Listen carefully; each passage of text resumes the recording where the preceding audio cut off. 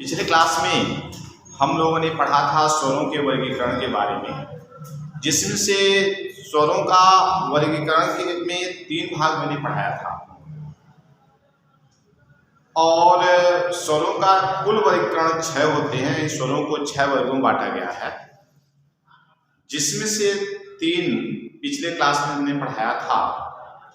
पहला, उच्चारण के आधार पर स्वर कितने प्रकार के होते हैं।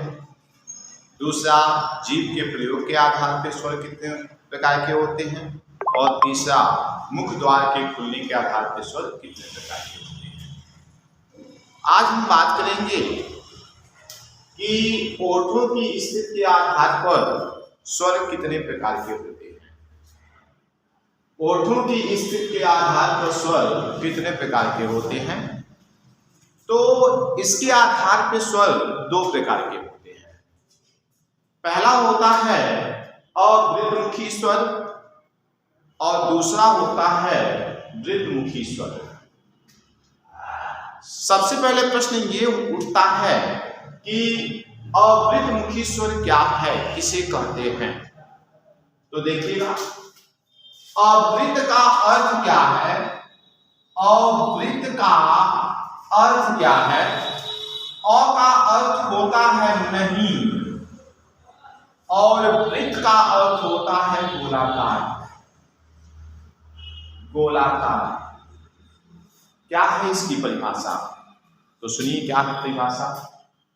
जिन स्वरों का उच्चारण करते समय ओठ गोलाकार नहीं होते हैं उसे अवृतमुखी स्वर कहते हैं। फिर सुनिए, जिन स्वरों का उच्चारण करते समय ओठ गोलाकार नहीं होते हैं उसे अवृतमुखी स्वर कहते हैं।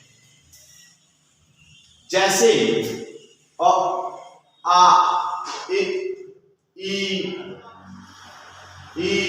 ए, ऐ। इन सभी स्वरों का जब हम उच्चारण करते हैं तो ओठ गोलाकार नहीं होते हैं। जब ओठ गोलाकार नहीं होते हैं इसलिए इसे अवृतमुखी स्वर कहते हैं। अब हम देखते हैं, यहाँ पे सेकंड है वृद्धमुखी स्वर। वृद्धमुखी स्वर है क्या। तो वृत्त का अर्थ क्या होता है। वृत्त का अर्थ होता है गोलाकार। वृत्त का अर्थ होता है गोलाकार। तो क्या है इसकी परिभाषा। जिन स्वरों का उच्चारण करते समय ओठ गोलाकार होते हैं उसे वृद्धमुखी स्वर कहते हैं। फिर सुनिए, जिन स्वरों का उच्चारण करते समय ओठ गोलाकार होते हैं उसे वृद्धमुखी स्वर कहते हैं।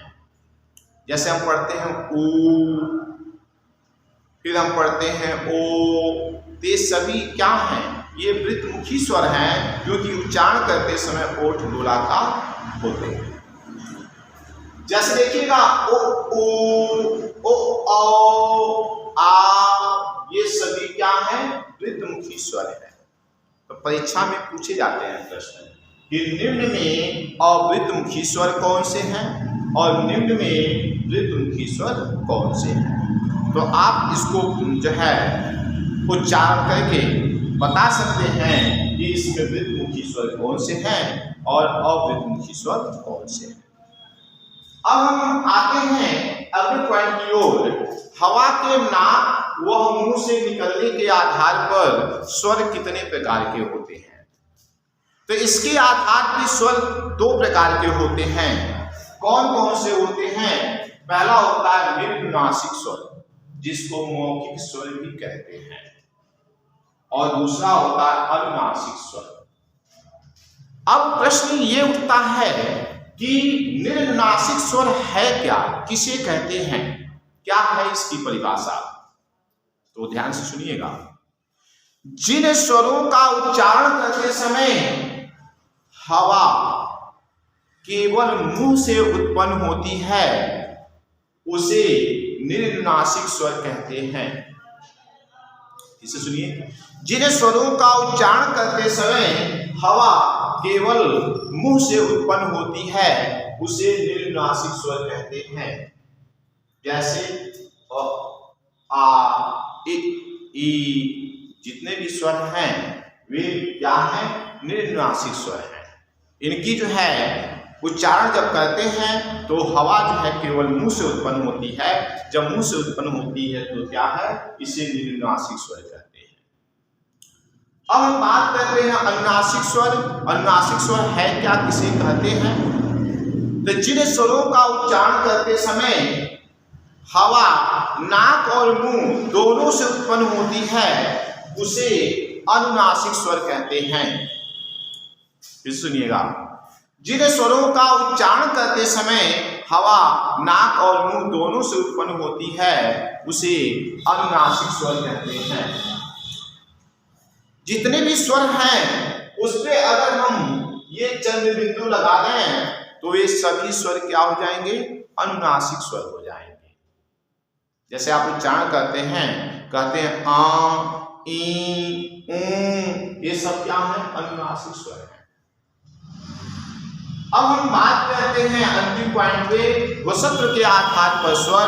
घोषत्व के आधार पर स्वर कितने होते हैं, कौन कौन से होते हैं, घोषत्व होता क्या है, घोष वर्ण होते क्या है, घोष स्वर होते क्या है? तो सुनिएगा, जिन स्वरों का उच्चारण करते समय स्वर तंत्रियों में कंपन उत्पन्न होता है उसे घोषत्व स्वर कहते हैं या घोष स्वर कहते हैं। सभी स्वर घोष वर्ण के अंतर्गत आते हैं।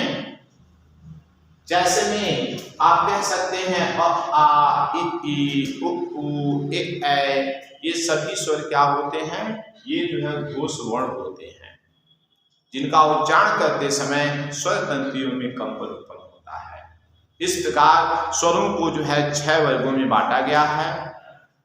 कौन कौन से, ये हम आपको पूरा बता दिए हैं। इनमें से आपको 1 या 2 प्रश्न एग्जाम में मिल जाएंगे। आज के लिए बस इतना ही।